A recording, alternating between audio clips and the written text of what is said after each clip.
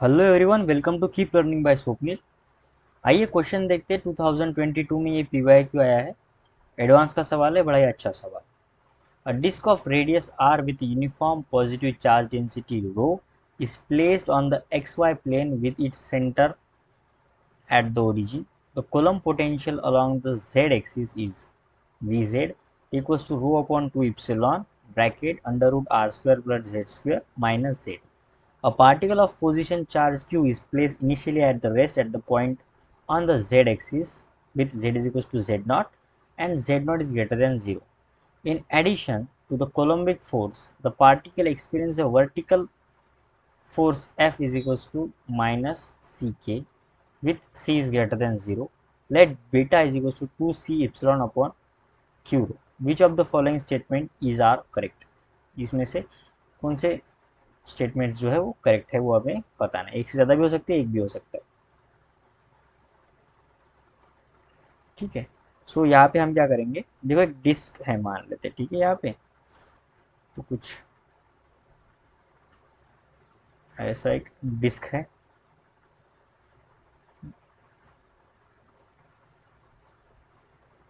Okay, ये रहा हमारा डिस्क, कंप्लीटली फिल्ड है वो।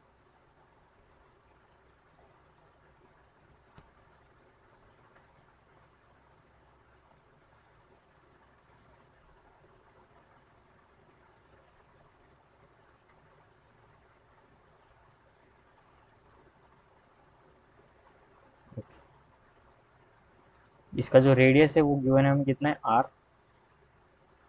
Are is the radius.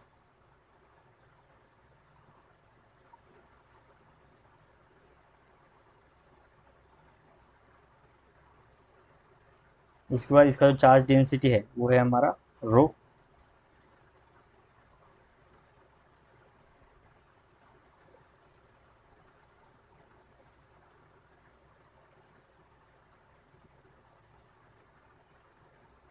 उसके बाद यहाँ से किसी जेड एक्सिस पे, ठीक है,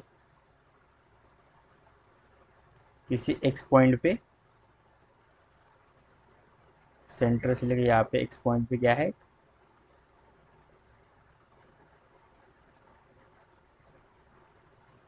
जेड नॉट पॉइंट पे एक चार्ज है, ठीक है, पॉजिटिव चार्ज क्यू रखा है, ठीक है।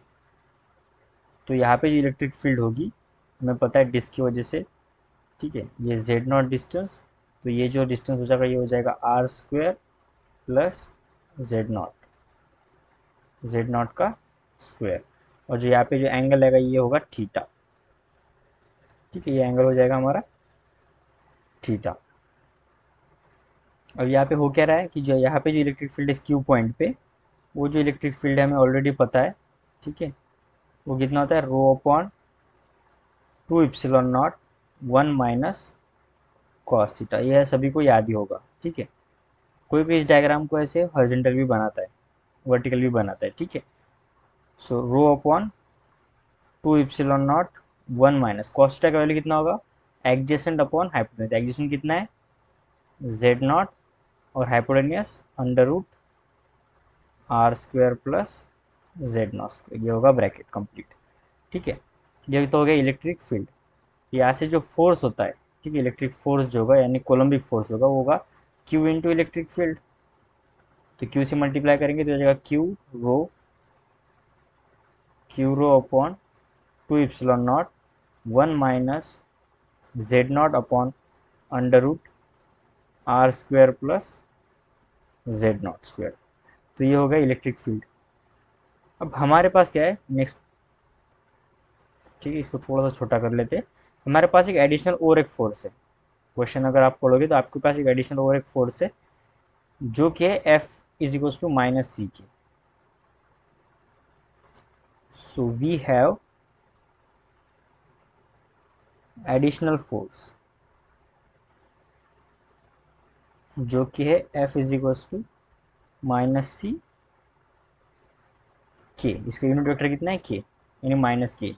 ये अगर फोर्स इस तरफ लग रहा है, ठीक है, कोलम्बिक फोर्स, कोलम फोर्स, तो नीचे की तरफ ये आएगा क्योंकि निगेटिव साइन क्या दिखा रहा है, हमें डायरेक्शन दिखा रहा है यहाँ पे। सो ये रहेगा एडिशनल फोर्स इस डायरेक्शन में। जिसका मैग्नीट्यूड c है और डायरेक्शन माइनस के क्या की तरफ, और c क्या है, 0 से बड़ा है। तो जो नेट फोर्स होगा फिर इस पार्टिकल पे लग रहा होगा, ठीक है,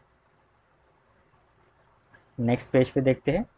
जो नेट फोर्स होगा यहाँ पे जो पार्टिकल पे लग रहा है वो आ जाएगा Coulomb force plus additional force. So Coulomb force कितना है, Q rho upon 2 epsilon naught 1 minus Z naught upon under root Z naught square plus R square, या फिर R square plus Z naught square, ऐसे भी लिख सकते हैं, R square plus Z naught square. ये होगा हमारा कूलम्ब फोर्स। उसके बाद एक है माइनस एडिशनल फोर्स, वो कितना है, एडिशनल फोर्स कितना है, माइनस सी के। सो ये दोनों के लिए के वेक्टर हो जाएगा क्योंकि दोनों ही जेड एक्सिस पे फोर्स लगा रहा है, ठीक है। सो माइनस यहाँ पे रिप्रेजेंट कर रहा है उसका डायरेक्शन। तो दोनों का एडिशन किया हमने, माइनस किस लिए लिया, क्योंकि दो एक अपोजिट डायरेक्शन फोर्स, इसलिए माइनस ले लिया हमने वहाँ पे, ठीक है। अब हमें कंडीशन एक गिवन है, एक ऑलरेडी हमें क्वेश्चन पे एक वैल्यू गिवन है, बीटा की वैल्यू क्या है देखते हैं। बीटा इज इक्वल टू है 2c epsilon naught upon Q by rho. यहाँ पे जो बीटा का वैल्यू गिवन है वो कितना है, 2c epsilon naught upon Q rho. अगर मैं ऐसे c का वैल्यू निकालो तो beta is equal to Q rho upon 2 epsilon naught is equal to आ जाएगा c। तो c इज इक्वल टू आ गया Q rho beta upon 2 epsilon naught, ठीक है। ये c की वैल्यू हम क्या करेंगे, ये इस इक्वेशन में पुट करेंगे, इसको सेकंड नाम देते, इसको first. Put value of c in equation 1। तो जैसे ही वो फर्स्ट इक्वेशन में इसको पुट करेंगे हम, तो ये एफ नेट जो है वो आ जाएगा Q rho upon 2 epsilon naught 1 minus Z naught upon under root R square plus Z naught square minus ये सी की जगह आ जाएगा Q rho beta upon 2 epsilon naught, और डायरेक्शन क्या होगा इसका, Z I cap, Z cap, ठीक है। तो अब क्या है, ये तो हो गया हमारा वैल्यू, इसको थोड़ा सॉल्ट आउट कर लेते। सो एफ नेट जो है वो आ जाएगा फिर यहाँ से, ये क्यू रो अपॉन 2 इप्सिलॉन को साइड ले लेते, तो जो अंदर बचेगा वो आएगा 1 minus Z naught under root R square plus Z naught square minus beta के क्या, ये आ गया हमारा फोर्स। अब हम ऑप्शन से चेक करते हैं, तो फर्स्ट ऑप्शन हमें क्या कह रहा है कि अगर बीटा की वैल्यू 1/4 हो और जेड नॉट की वैल्यू 25/7 आर हो तो पार्टिकल रीचेज द ओरिजिन, ये पार्टिकल क्या करेगा, ओरिजिन की तरफ मूव करेगा। सो वैल्यू पुट करके देखा जाएगा, वैसे तो हम डायरेक्ट बता नहीं सकते। सो बीटा का वैल्यू कितना डालना है, 1/4, और जेड नॉट का वैल्यू डालना है 25/7 आर, ठीक है। सो जो हमने इक्वेशन निकाला है ये थर्ड इक्वेशन, इसमें वो वैल्यूज को पुट करते। सो क्यू रो अपॉन 2 इप्सिलॉन तो एज इट इज रहेगा, ये 1 माइनस जेड नॉट की जगह डालेंगे हम 25/7 R upon R square plus 25 का आएगा 625 स्क्वायर और 7 का आ जाएगा 49, ये होगा आर स्क्वायर माइनस 1/4। तो ये आ जाएगा Q rho upon 2 epsilon naught 1 minus 1/4 minus 25 R, ये 7 नीचे आ जाएगा, आर स्क्वायर बाहर आ जाएगा तो आर बचेगा, अंदर होगा 1 प्लस 625 डिवाइड बाय 49, ठीक है। नेक्स्ट पेज पे देखते हैं इसे, यहाँ से मुझे फोर्स मिल रहा है Q rho upon 2 epsilon not, ये आ जाएगा 3/4 माइनस 25 अपॉन अंडर रूट 674, ठीक है। देखो यहाँ से आर का चला गया, ठीक है, और ये 14 ऊपर जाएगा 7 हो जाएगा तो 7 भी चला जाएगा, ठीक है। अब उसको सॉल्व करके देखो, आपको यही मिलेगा। अब मैं इसको अगर सॉल्व करता हूँ तो ये आता है क्यू रो अपॉन 2 ε0।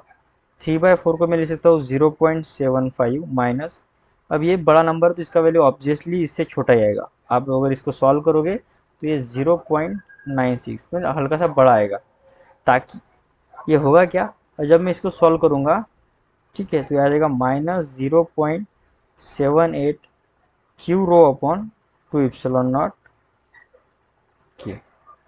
अब ये यहाँ से क्या पता चल रहा है कि ये निगेटिव आया है। निगेटिव का मतलब जो फोर्स है हमारा, net force toward the centre की तरफ है, ये डिस्क है, इसके सेंटर की तरफ है निगेटिव फोर्स आ रहा है। सो फर्स्ट ऑप्शन अगर देखें हम, तो फर्स्ट ऑप्शन हमें करेक्ट मिल रहा है। बीटा अगर 1/4 हो, Z0 25/7 R हो, तो पार्टिकल रीचेस द ओरिजिन, ये सही बात है। ऐसे ऑप्शन बी भी चेक करना पड़ेगा कि बीटा अगर 1/4 हो, Z0 3/7 हो, तो क्या पार्टिकल रीच करता है ओरिजिन पे। आइए उसको पुट करके देखते हैं। बी के लिए देखते हैं कि क्या वो है या नहीं है सही। सो बी के लिए बीटा जो है वो रखना है हमें 1/4, और जो Z0 रखना है वो है हमें 3/7। ये इक्वेशन 2 में हम पुट करेंगे वैल्यू सभी। ये जो इक्वेशन 3 हमने फाइंड किया है, ठीक है, इक्वेशन 3 जेड नेट उस पर ही पुट करना है। सो यहाँ से एफ नेट जो है वहाँ पे अगर वैल्यूज को पुट करते हैं तो क्यू रो अपॉन 2 ε तो ऑलरेडी बाहर है, 1 minus beta minus Z0 upon √R² plus Z0²।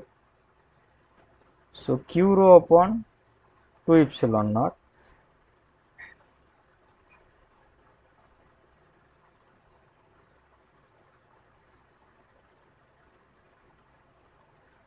ठीक है। सो 1/1 - 4 माइनस Z0 की जगह लिखना है 3/7 R अपॉन R² प्लस 3 का स्क्वायर 9, 7 का स्क्वायर 49 R², ठीक है। सो क्यू रो अपॉन 2 ε0 तो आ जाएगा 3/4 माइनस 3R, ये 7 आ जाएगा नीचे, R आ जाएगा बाहर, और ये आ जाएगा 49 प्लस 9 अपॉन 49। सो R से R चला गया, ये 7 से √7 जो है, √49 है, ये सॉल्व होकर 7 आ जाएगा, तो ये भी चला जाएगा। सो क्यूरो अपॉन 2 ε0 3/4 माइनस 3 अपॉन √58, ठीक है। आप इसको सॉल्व करोगे तो ये जो एक पॉजिटिव वैल्यू मिलेगा। अगर पॉजिटिव वैल्यू मिल रहा है तो इसका मतलब डिस्क के बाहर एक फोर्स लगेगा, नेट फोर्स। इसका मतलब ये सेंटर पे आएगा क्या, बिल्कुल भी नहीं आएगा, डिस्क से अलग जाएगा। So particle reach the origin, ये भी गलत हो गया। उसी प्रकार आप सी को अगर सॉल्व करोगे तो particle returns back to Z = Z0, ये भी चेक करके देखते हैं। आप भी खुद भी चेक कर सकते हो, पर साथ साथ करेंगे तो अच्छा होगा। सी अगर देखते हैं, बीटा = 1/4 और Z0 = R/√3। सो एफ नेट का जो वैल्यू आ जाएगा Q/रो अपॉन 2 ε0, 1 माइनस बीटा आएगा 1/4, ये R, ये √3 नीचे, ये √R² प्लस R²/3। सो आ जाएगा क्यू रो अपॉन 2 ε0, ये आएगा 3/4 माइनस R अपॉन √3, एक R बाहर आ जाएगा, बचेगा 4/3 अंदर, ठीक है। सो R से R चला गया, क्यू रो अपॉन 2 ε0 3/4 माइनस, ये हो जाएगा √3 2, ये √4 है तो 2 आ जाएगा, √3 कैंसिल, यहाँ से फोर्स आ रहा है क्यू रो अपॉन 2 ε0 3/4 माइनस 1/2। इसका जो आंसर आएगा वो आएगा क्यू रो अपॉन 2 ε0 1/4। ये भी एक क्या है, पॉजिटिव वैल्यू है। अगर पॉजिटिव इसका मतलब सेंटर से अवे, पर यहाँ पे क्या करें, particle returns back to Z = Z0, बिल्कुल भी नहीं। कैसे आएगा, अगर फोर्स ऊपर की तरफ लग रहा है तो एक बार Z0 से निकल गया तो ऊपर ही जाएगा, फिर से Z0 के पास अगर कैसे आएगा, वो आएगा ही नहीं। डी दिख रहा है for B is greater than 1 and Z naught greater than 1 particle always reaches the origin. Always नहीं होगा। एक केस जो फर्स्ट केस है ना हमारा, वहाँ पे अगर देखा जाए, ये फर्स्ट केस में बीटा 1 से बड़ा है, जेड नॉट भी 1 से बड़ा है, पर पार्टिकल क्या हो रहा है, रिटर्न आ रहा है। हमें यहाँ पे निगेटिव वैल्यू मिला है ना, इसका मतलब पार्टिकल रिटर्न आ रहा है। पर बी केस में बीटा भी 0 से बड़ा है, जेड नॉट भी 0 से बड़ा है, पर फिर भी एक पॉजिटिव आ रहा है, यानी ऐसी कोई केस है नहीं यहाँ पे। तो पार्टिकल ऑलवेज जो ये वर्ड होगा ये गलत होगा। ऑलवेज रीच द ओरिजिन बिल्कुल नहीं होगा, क्योंकि ए सेक्शन में रीच कर रहा है ओरिजिन पे, और बी पर दोनों वैल्यूज 0 से बड़ा होने के बाद भी रीच नहीं कर रहा है। सो ऑप्शन डी भी यहाँ से गलत होगा। Option A, only option A क्या होगा इस क्वेश्चन का सही आंसर होगा। आई होप थोड़ा लेंथी क्वेश्चन है बट एडवांस का क्वेश्चन है, आपको अच्छे समझ में आ गया होगा। अगर वीडियो अच्छा आपको पसंद आया तो वीडियो को लाइक कर दीजिए, चैनल को सब्सक्राइब कर दीजिए। मिलते हैं नेक्स्ट वीडियो सोल्यूशन में। कीप लर्निंग विद स्वप्निल के साथ।